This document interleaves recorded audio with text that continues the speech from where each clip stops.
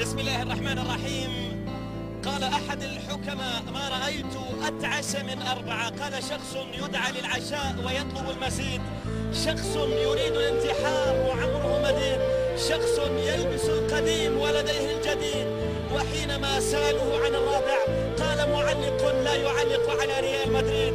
يا رباه، مستحيل يا ريال، مستحيل يا ريال، هذا ما لا طاقة لي به يا ريال. دعهم يحاولون، فالمحاولة أمامك شرف. بألقابك لن يتعدوك، في مجدك لن يتحدوك، بأسمائك سيذكروك، بتاريخك سيمجدوك. إنك الأسطورة يا ريال. قلنا مشاهدينا الكرام، اتذكر يا ريال زمانك، انت الليلة سلطان مكانك بالثلاثية المدريدية، بالأقدام الأرجنتينية، بالكرة الميزانية.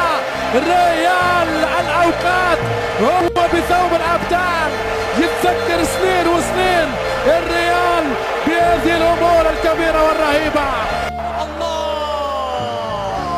يا له من ملك، يا له من ريال، يا له من كبير يستفز، كبير يستفز في هذا اليوم، في هذا المساء.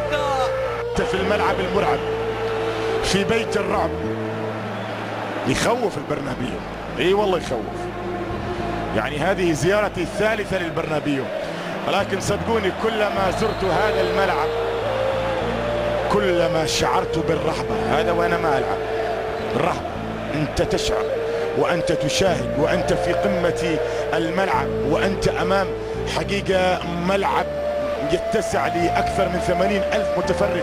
تشاهد الملعب الذي حدثت فيه صولات وجولات وبطولات وألقاب وأسماء مرت وعبرت من هنا ووضعت توقيع وتوقيع وإنجاز وإنجاز وسجل وسجل، وسجل التاريخ وتاريخ. مش ممكن يا مدريد، مش ممكن على المتعة. الدريم تيم عاد من جديد، عاد من جديد. الريال كامباك. كرة عرضية في مكان، الله العارضة يا رباه، هدف للملوك. ليس هنا يا فالنسيا، ليس هنا يا فالنسيا، هكذا يرددون. هي ليغا، هي لا، هي الليغا، هي الكوبا والشامبيونز فقط كأحلام البلانكوس في كل مكان.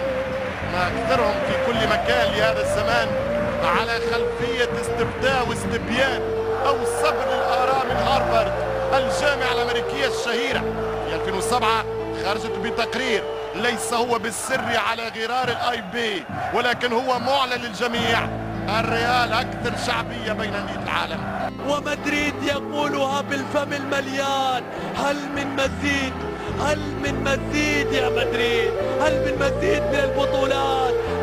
بنو الريال، أبناء مدريد، أولاد الميرينجي، أصحاب البرنابيو، إن عهد جديد يبدأ حبيبكم الأبيض. نعم، وعهد جديد يبدأ حبيبكم الأبيض الريال.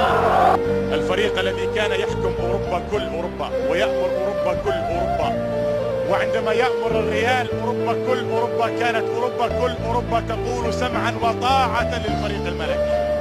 إنه كبرياء الملك، كبرياء الملك.